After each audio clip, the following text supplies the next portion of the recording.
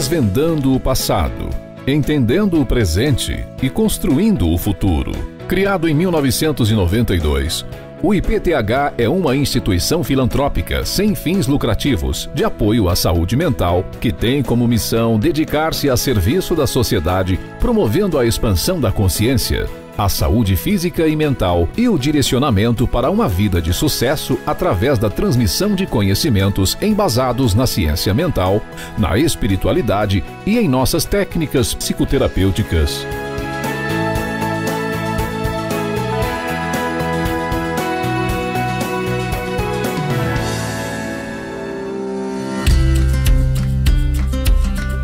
Idealizado e coordenado pelo Dr. Celso Sheffer, teólogo, psicanalista sistêmico e constelador, reconhecido nacionalmente pelas suas pesquisas em saúde mental e espiritualidade, através do recebimento de diversos prêmios.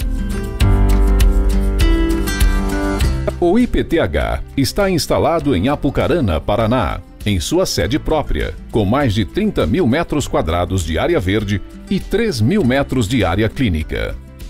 O Instituto oferece serviços para pessoas e empresas tais como palestras, workshops, cursos presenciais e online, celebrações, imersões e atendimento clínico psicoterapêutico, através de técnicas como o método ASMI, constelações sistêmicas familiares, Buddy Talk, Theta Healing, terapia vibracional quântica e sagrado feminino, proporcionando através do autoencontro a sublimação de problemas de saúde físicos, mentais e espirituais, como a depressão, ansiedade, esquizofrenia, TDAH, bipolaridade, dependência química, insônia, anorexia, conflitos familiares, problemas financeiros e outras temáticas importantes.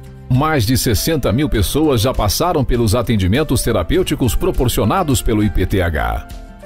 Os recursos arrecadados são aplicados em prol do próprio Instituto, em benefício de sua infraestrutura, recursos humanos, capacitação de profissionais e projetos que beneficiam a sociedade.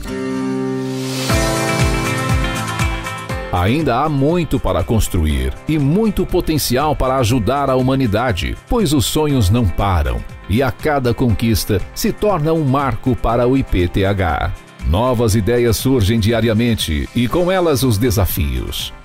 Mas com força e afinco, a caminhada continua com o intuito de tornar as instalações do IPTH um lugar cada vez mais acolhedor, inovador e restaurador para atender com maior excelência aqueles que nos procuram.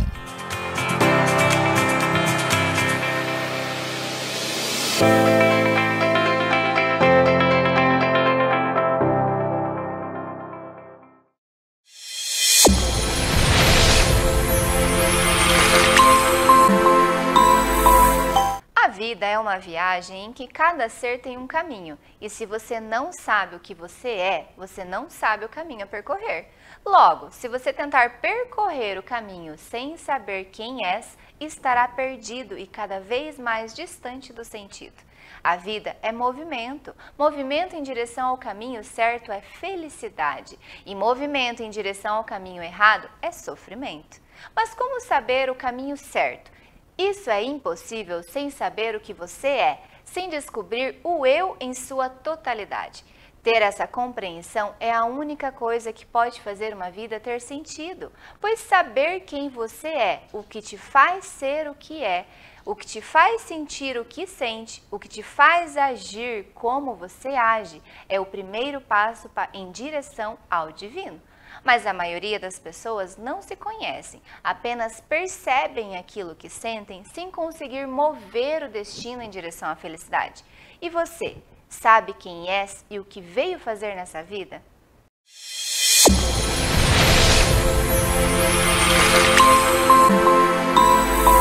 Bom dia a todos, estamos começando mais um programa Introspectismo, programa realizado pelo Instituto de Pesquisas e Tratamentos Humanísticos, o IPTH. Essa semana estamos abordando o tema do suicídio devido à campanha do Setembro Amarelo, e o Instituto de Pesquisas e Tratamentos Humanísticos vem trabalhando já há muitos anos com essa temática, pesquisando, identificando e tratando de muitas pessoas que têm tendências suicidas, que têm sensações, vontades de se suicidar, e até mesmo tratando de familiares que acabaram perdendo muitas vezes seus entes queridos pelo motivo do suicídio.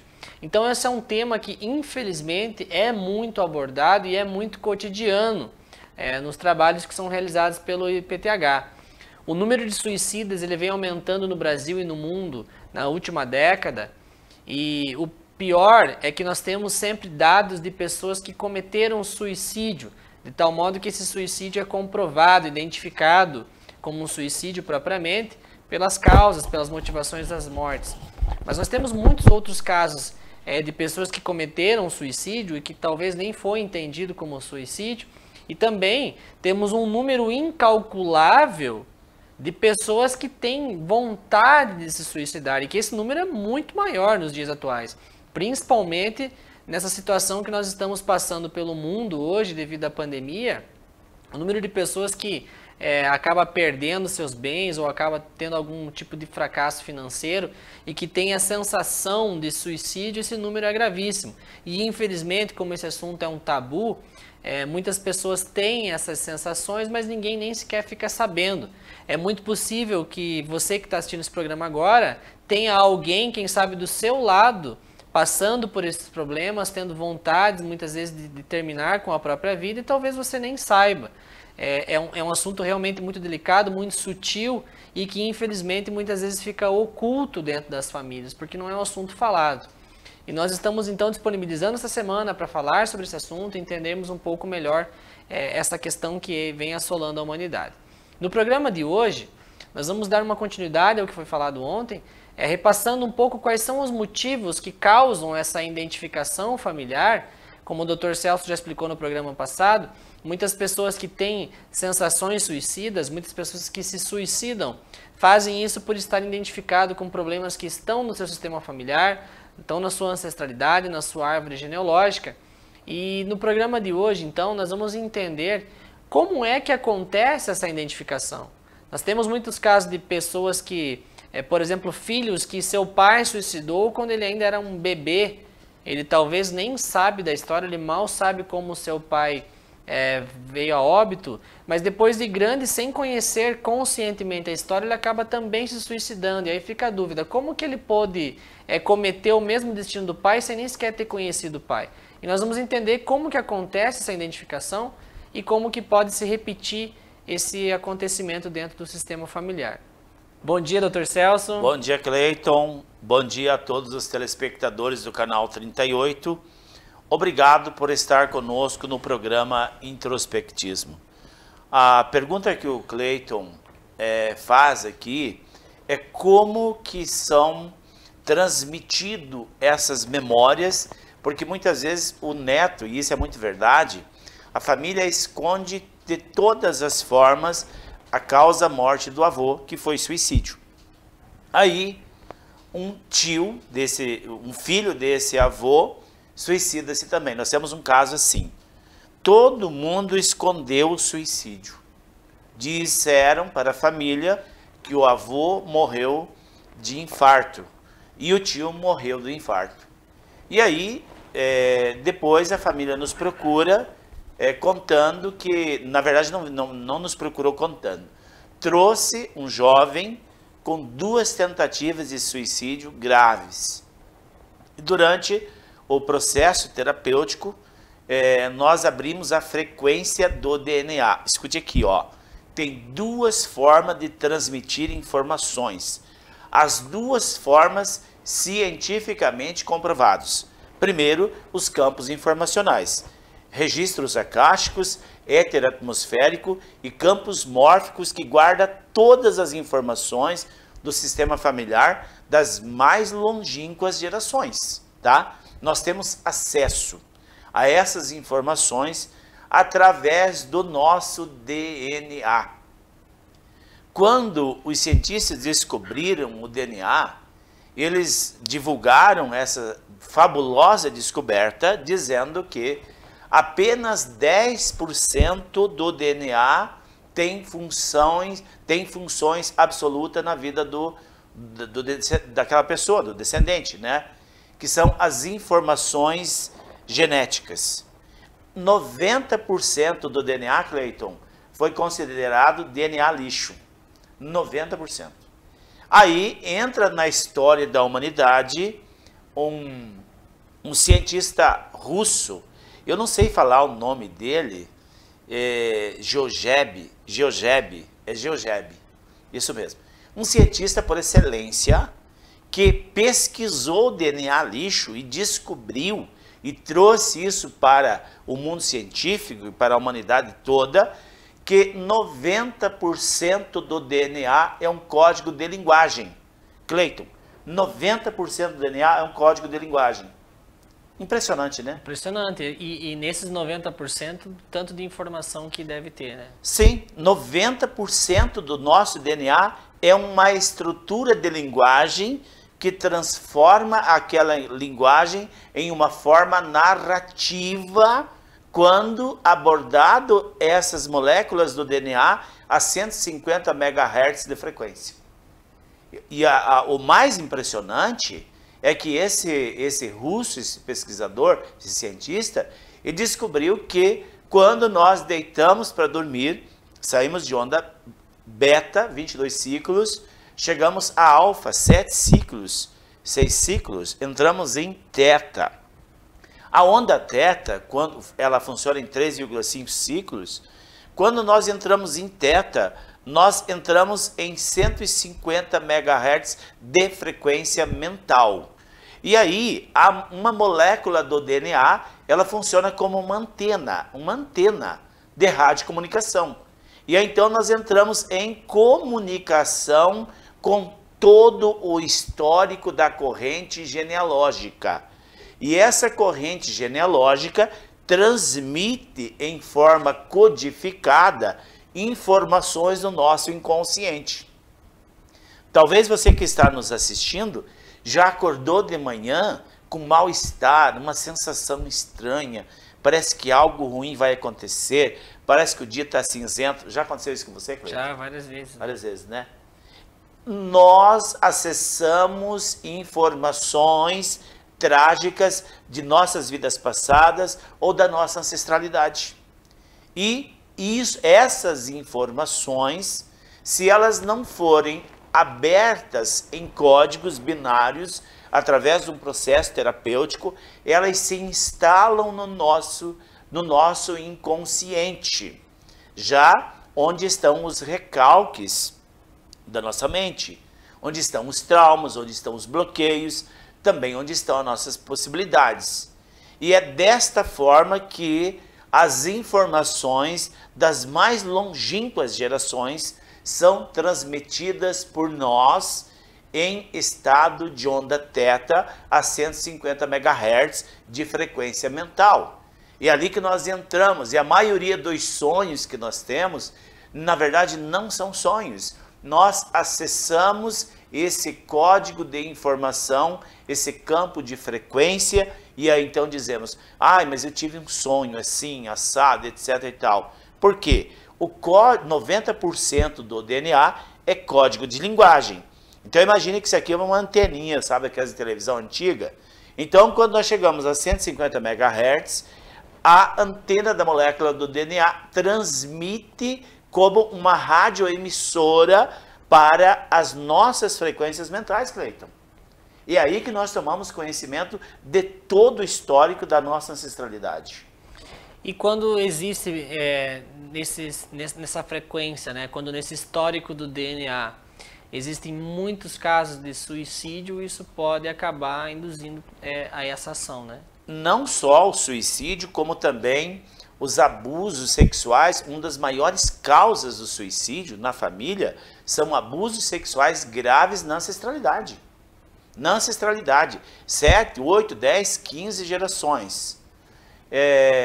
E isso fica lá, guardado, 7 chaves, e aí o descendente ele sente aquela coisa estranha. Ela sente que a vida não tem mais sentido. Parece que a vida perdeu a cor. Era colorida, agora está preto e branco. Aí é que entra, eu falei no programa passado, que em todas as nossas pesquisas com pessoas que tentaram suicídio, todos estavam obsediados por espíritos baixos, todos. Mas eu disse também que para uma obsessão acontecer tem que ter uma legalidade. E essa legalidade pode ser nós que damos em vidas passadas ou a nossa ancestralidade. Então, se há um suicídio na família, há uma legalidade. Se há um assassinato escondido na família, tem uma legalidade. Se tem abusos sexuais graves, como mortes de criança e muitas vezes morte do abusado, também é uma legalidade. Então, legalidade para nós sermos obsediados não falta, Cleito. Nós temos de monte. Conhecendo ou não, né? Conhecendo ou não, nós damos essa legalidade e nós precisamos vigiar. Aí entra o que Jesus Cristo fala, vigiai e orai. Essa é a palavra. Nós ensinamos isso no introspectismo, que todos nós devemos perceber o que se passa ao nosso entorno. Tem muitas pessoas que não conseguem sentir o que passa ao seu entorno. E aí, cada vez mais vai se afundando nas emoções mal digeridas, vai entrando num quadro de vitimismo e não sabe essa pessoa que está identificada com algo trágico que aconteceu em vidas passadas, e aí aquela dor que ela não sabe de onde vem, aí entra os espíritos obsessores e o próximo passo é o ato extremo. E já que estamos falando disso, as pessoas que estão assistindo, elas podem se perguntar, né? Como é que eu vou saber se a minha ancestralidade teve suicídios? Caso tenha, e não só suicídios como já foram falados, mas as questões de abusos e até mesmo abortos, enfim. Quando a gente aborda a ancestralidade como um todo e acha muitas exclusões e até maus tratos no nosso sistema familiar, isso nos influencia e influencia toda a família. Aí vem a pergunta, como que nós podemos trabalhar isso? Existe algum procedimento? O que pode ser feito para que as pessoas possam tomar consciência disso e ressignificar, resolver essas questões na família? Então, como entrar em contato com essa história através do DNA? Nós temos um procedimento, método Carta aos Ancestrais, que vai ser realizado por 31 dias na nossa sede nacional aqui em Apucarana. É online. Então, dia 1º de outubro, encerra as inscrições de um procedimento sistêmico. É o mais profundo que nós estamos oferecendo para a comunidade em 31 dias. É 31 dias de terapia, né, Cleito? 31 dias. Online você vai ser mentorado, vai ter uma mentoria que vai te instruir, vai te orientar como fazer, como que vai proceder esse procedimento, essa técnica, né? E você vai fazer em casa um histórico. Você vai se surpreender com as histórias que você vai descobrir da sua família em estado de 150 MHz, escrevendo uma carta aos seus ancestrais. E você é o nosso convidado. Nós temos também outras formas terapêuticas que pode realmente trazer para a luz aquilo que perturba você e a sua família. Terminou o nosso programa, né, Cleito? Terminou o nosso tempo. Se alguém quiser saber mais sobre a Carta aos Ancestrais ou até mesmo sobre outras técnicas que são utilizadas no Instituto para abordar essa temática e resolver os problemas da nossa ancestralidade, vocês podem entrar em contato com o IPTH. Logo mais vocês vão pegar os contatos aí. E lá nós vamos estar esclarecendo como funciona, como que você pode estar procurando essas técnicas e estar participando também dos eventos do Instituto IPTH.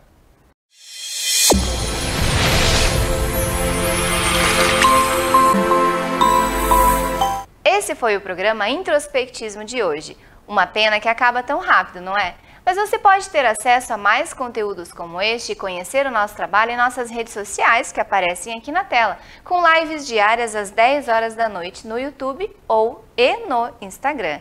Ou você pode nos fazer uma visita em nossa sede. Aguardamos você!